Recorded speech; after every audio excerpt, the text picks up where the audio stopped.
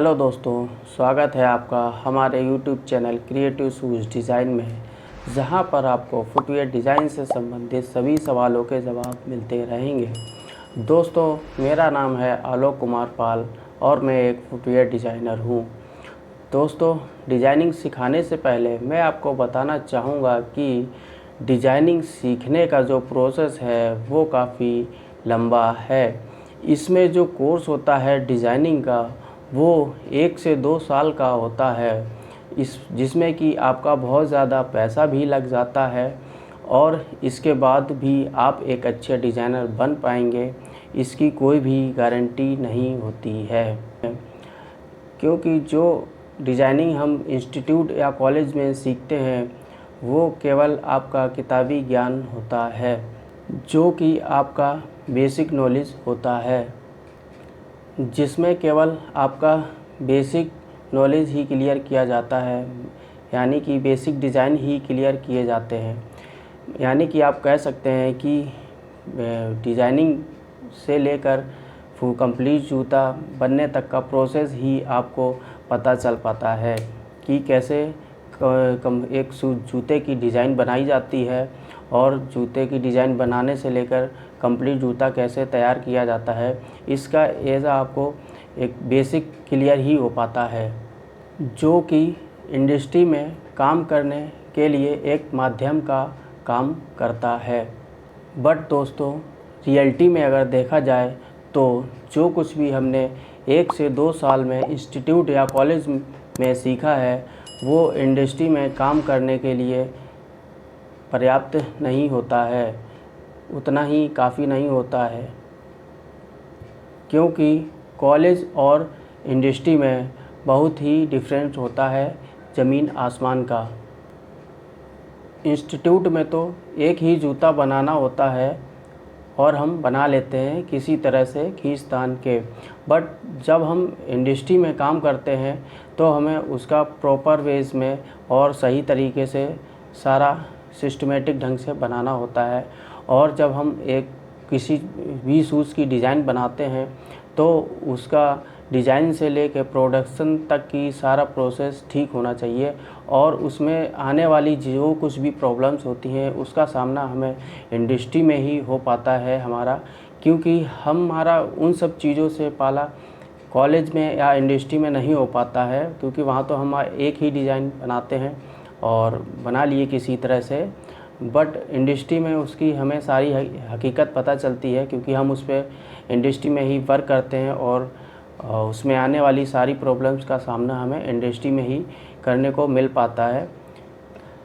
इसीलिए दोस्तों, जब हम इंस्टीट्यूट या किसी कॉलेज से डिज़ाइनिंग कोर्स कंप्लीट करके किसी कंपनी या इंडस्ट्री में वर्क करने के लिए जाते हैं तो हमें इंडस्ट्री में ज़ीरो ही माना जाता है और हम ज़ीरो ही होते हैं, क्योंकि हमारा उस समय केवल बेसिक ही क्लियर होता है। और दोस्तों, इसके कई सारे रीज़न्स भी होते हैं, जैसे कि कॉलेज में हमें लेदर से सिखाया जाता है और हम इंडस्ट्री में स्पोर्ट्स में वर्क करने के लिए जाते हैं। इंडस्ट्री एंड इंस्टीट्यूट में काम करने के तरीके भी अलग अलग हो जाते हैं, बहुत सारे डिफरेंसेस भी होते हैं। कई सारी ऐसी चीज़ें भी होती हैं जो कि हमें इंडस्ट्री में सामना ही नहीं करने को मिलता है, और जबकि हम इंडस्ट्री में जाते हैं तो हमें उन सब चीज़ों से सामना करने को मिलता है जो कि हमारे लिए बिल्कुल ही नई होती है, तो हमें कई सारी प्रॉब्लम्स भी आती हैं। और दोस्तों, कई सारी ऐसी चीज़ें भी होती हैं जो कि हमें इंस्टीट्यूट या कॉलेज में अलग नाम से जानते हैं, और जबकि इंडस्ट्री में या किसी कंपनी में जब हम वर्क करते हैं तो वहाँ पर उसी चीज़ को किसी और नाम से भी जाना जाता है, जिसके कारण भी हमें बहुत सारी प्रॉब्लम्स का सामना करना पड़ता है। ऐसे करके दोस्तों बहुत सारे चेंजमेंट होते हैं, इसलिए हमें स्टार्टिंग में इंडस्ट्री में बहुत सारी प्रॉब्लम्स का सामना करना पड़ता है। इसीलिए दोस्तों, जब हम इंडस्ट्री में भी वर्क करेंगे तो हमें डिज़ाइनिंग सीखने में कम से कम 2 से 3 साल का समय लग ही जाता है। वो कैसे? ऐसे मान लीजिए आप किसी कंपनी में किसी डिज़ाइनर के अंडर में वर्क करने लगे, तो वो 5 से 6 महीने या फिर कई लोगों का तो 1 या 2 साल तक डुप्लीकेटिंग ही करवाते रहते हैं या अन्य काम ही करवाते रहते हैं। बेस निकालने तक का मौका भी नहीं दिया जाता है। बेस मतलब कि डिज़ाइन बनाने का मौका जब नहीं मिल पाता, उसे डिज़ाइन बनाने का मौका ही नहीं मिलेगा तो क्या वह सीख पाएगा? कईयों के साथ तो दोस्तों ऐसा भी होता है कि उसका सीनियर उसे सिखाना ही नहीं चाहता है और इधर उधर के काम में, जो कि एक डिज़ाइनर के होते ही नहीं हैं, उनमें उलझाए रखता है और इसी तरह से करते करते उनका 1 से 2 साल निकल जाता है।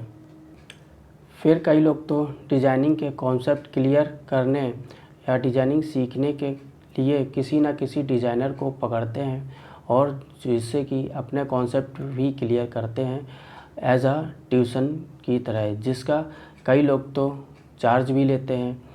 कई लोग तो 20-30 हज़ार रुपये चार्ज भी कर देते हैं। और दोस्तों ऐसा कई सारे लोग करते हैं, जिससे कि मैंने भी दोस्तों किया हुआ है। मैंने भी किसी न किसी डिज़ाइनर से अपने कॉन्सेप्ट को क्लियर किया है और करीबन देखा जाए तो 10 से 20 हज़ार रुपये मैंने भी दिए हैं, तब जाके दोस्तों मैंने अपने सारे कॉन्सेप्ट क्लियर कर पाए हैं। या फिर कई लोग तो परेशान होकर फुटवियर लाइन ही छोड़ देते हैं। ऐसा मैंने कई लोगों को देखा है जो कि स्टार्टिंग में डिज़ाइनिंग में बहुत ही अच्छे थे, बट लास्टली परेशान होकर वो फुटवियर लाइन ही छोड़ दी। और दोस्तों इसमें जो लोग डिज़ाइनिंग सीखना चाहते हैं वो भी अपने कॉन्सेप्ट क्लियर कर पाएंगे। और दोस्तों इससे मुझे भी कुछ नया सीखने की आग लगी रहेगी, ताकि मैं कुछ आपको नया सिखा पाऊँ।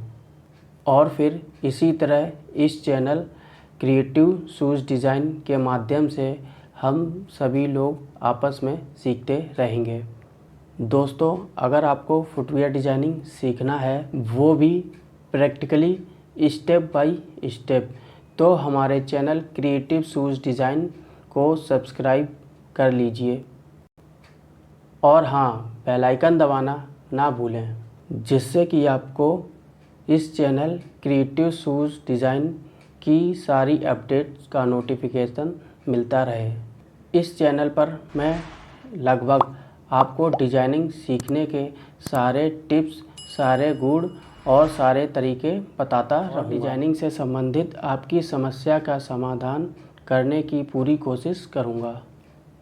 धन्यवाद दोस्तों इस वीडियो में आपको जो कुछ भी कमी लग रही हो तो वो कमेंट करके ज़रूर बताएं, ताकि मैं अगली आने वाली नेक्स्ट वीडियो में उन कमियों को दूर कर सकूं और आपको अच्छी तरह से बेहतर जानकारी दे पाऊँ।